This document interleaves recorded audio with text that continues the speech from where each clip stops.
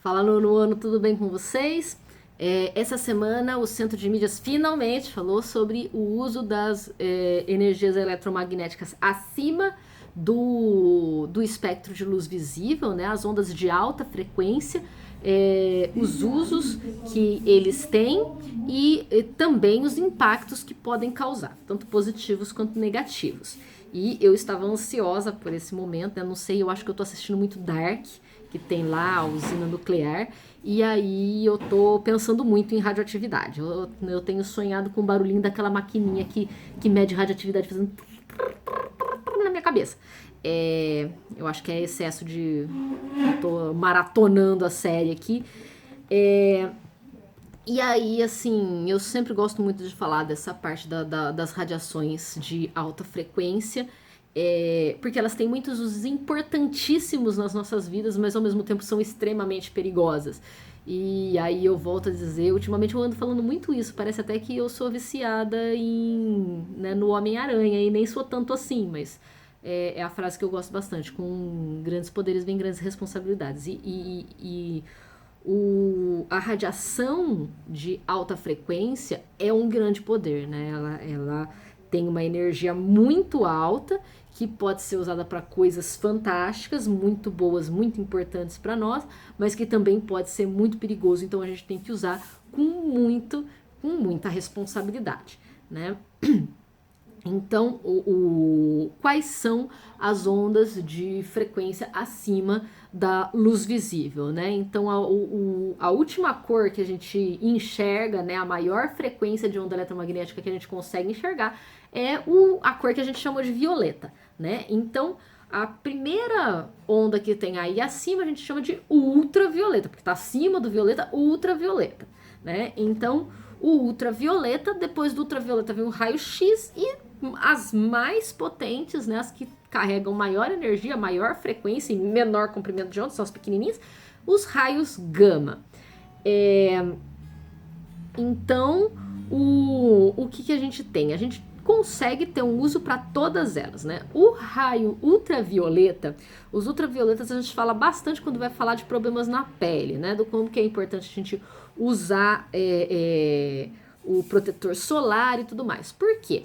Porque a luz solar, a radiação solar que vem para nós, ela carrega todas as frequências de onda, né? Então ela carrega aí o calor que a gente sente, ela carrega a luz que a gente enxerga e ela carrega também o ultravioleta que a gente não percebe, mas que em excesso ele pode prejudicar as células da nossa pele e causar câncer de pele. Por isso que a gente tem que se proteger usando o protetor solar, que ele consegue barrar as ondas ultravioletas, né? Agora, se eu concentrar muito as ondas ultravioletas em alguns aparelhos que conseguem fazer isso, eu posso usar essas ondas ultravioletas em laboratório para fazer testes com micro-organismos. Disso a gente consegue usar ultravioleta para desinfetar lugares, né? Usado principalmente na área de saúde, para matar as bactérias e vírus que são destruídos pelo ultravioleta. E também na área de perícia, né, que usa para descobrir em cena de crime se tem rastro de sangue, se tem rastro de sêmen, conseguir entender o que aconteceu ali, né, e conseguir desvendar alguns crimes aí. Então ela pode ser usada, mas ela tem o seu risco, né? Então, só que assim, qual é a fonte de ultravioleta que pode chegar na gente? É a da luz solar, né? Que ela vai apresentar os problemas pra gente a longo prazo. Quem trabalha com isso em laboratório, em área de saúde e tudo mais, tem que tomar os cuidados porque ela pode ficar mais exposta e ter maior chance de câncer de pele, né? Agora, depois do ultravioleta vem o raio-x, que todo mundo já ouviu falar em raio-x, todo mundo já deve ter tirado um raio-x nessa vida. Bom, não sei se todo mundo, porque eu, por exemplo, fui tirar meu primeiro raio-x, acho que eu tinha mais de 20 anos, né? Não sei como, eu fazia tanta bagunça e nunca quebrei nada. Muita sorte.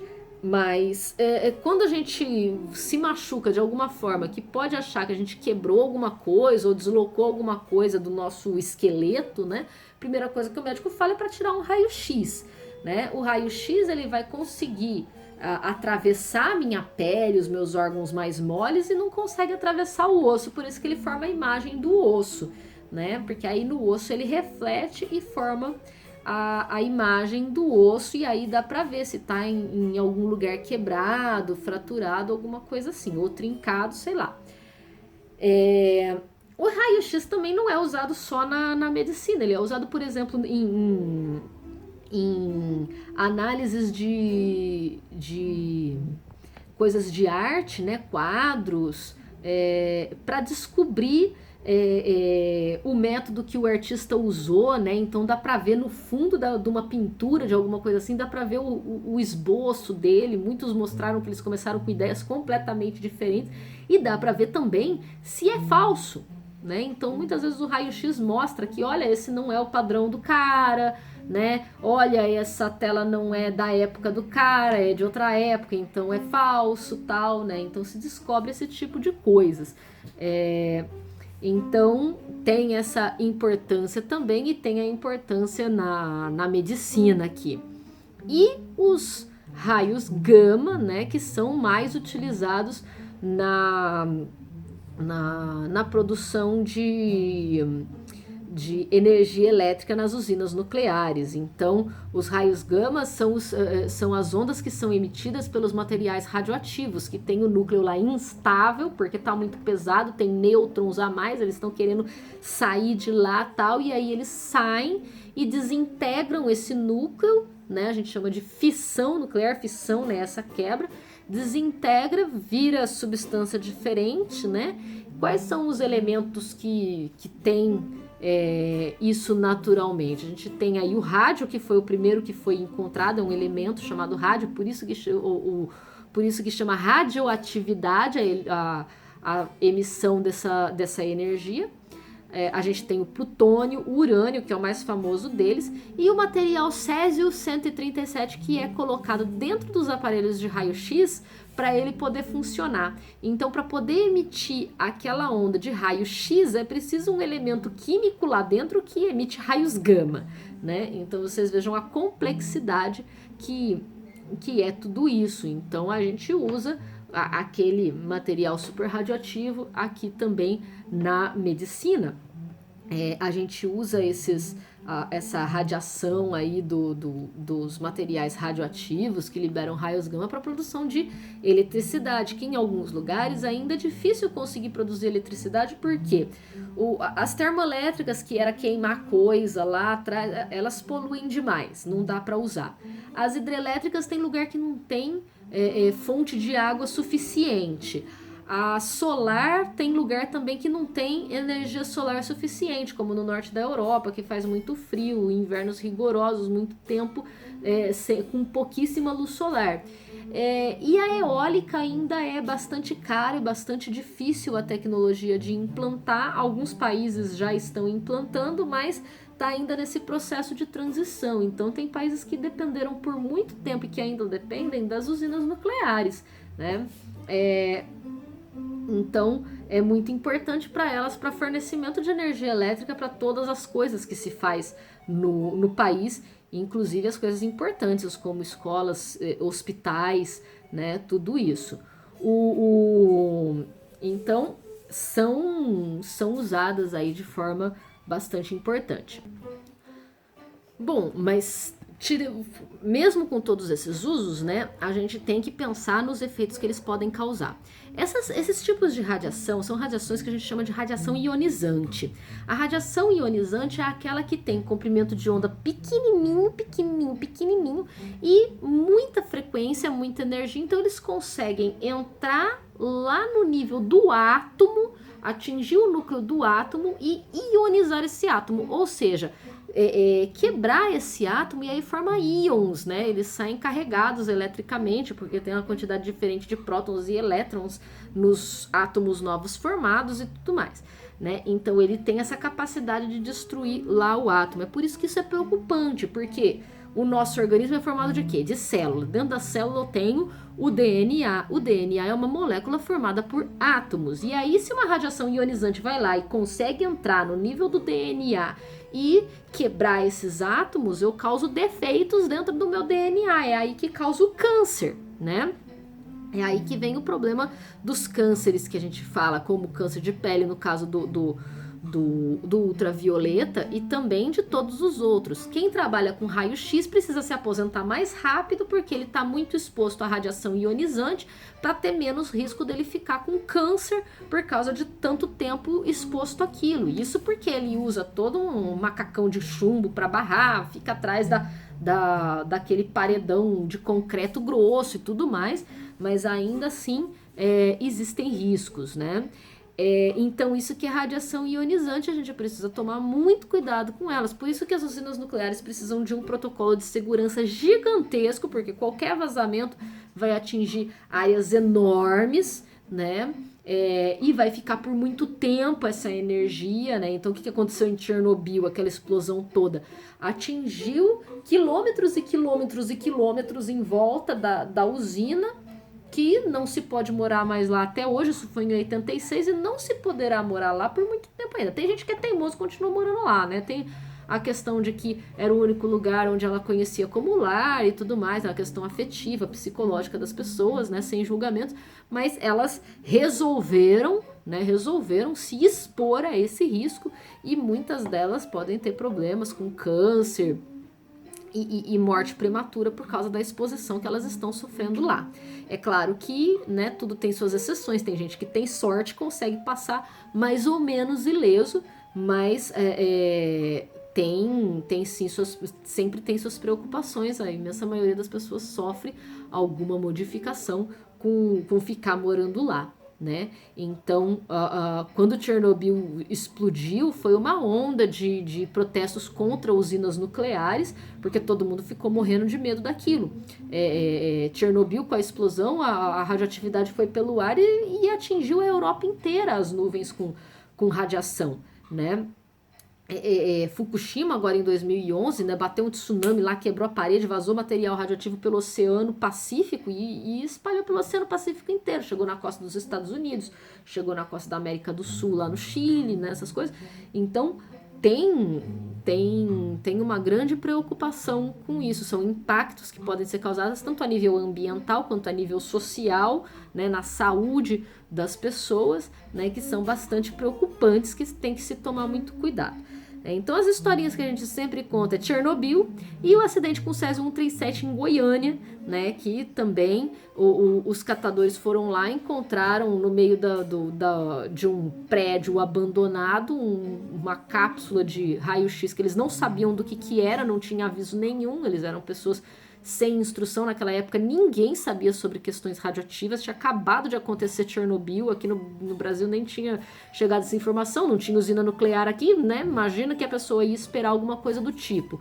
Quando eles abriram, eles espalharam aquela radiação por todas as pessoas ao redor e foi muita gente contaminada. Até hoje tem gente da época que se expôs e que apresenta leucemia, por exemplo, que é um tipo de câncer que acontece muito, né? Outra coisa que ficou todo mundo de cabelo em pé e fica até hoje com medo de armas nucleares, né? Porque aí para querer mostrar poder e para querer ameaçar os outros, os certos governos resolvem fazer armas nucleares. E quem estourou uma bomba atômica em guerra pela primeira vez foi os Estados Unidos, lá em Hiroshima e Nagasaki, e foi um horror, né? E pessoas que estavam lá e que sobreviveram até hoje, os filhos delas carregam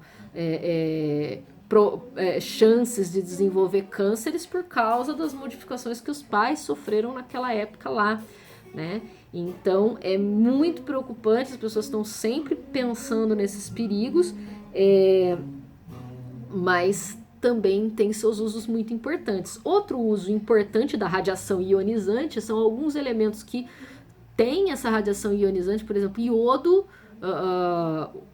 Uma forma de iodo, né, não é qualquer iodo, uma forma de iodo que ele tem uma radiação ionizante que é usada em quimioterapia para tratar câncer de tireoide.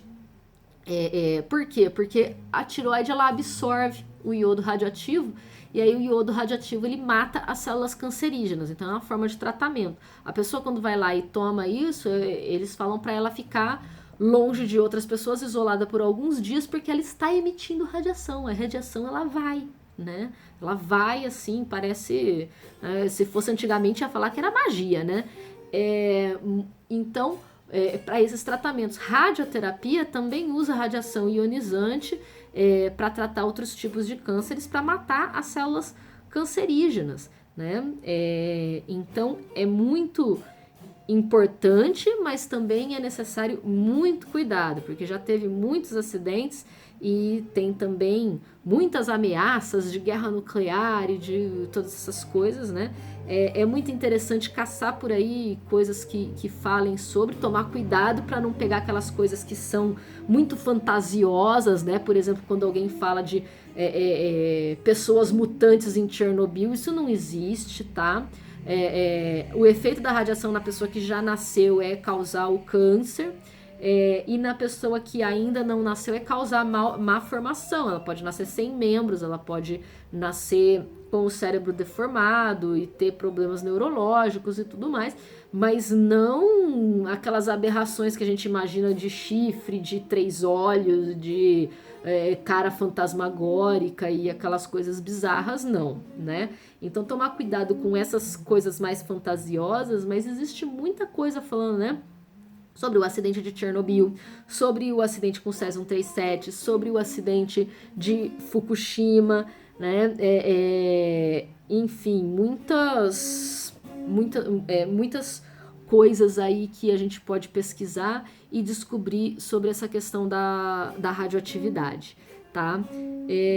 Tem a série Chernobyl, que é muito boa, muito legal, se alguém conseguir encontrar, é bastante interessante, mostra bastante realisticamente, assim, enfim, né? Então é isso sobre as radiações aqui que eu queria passar.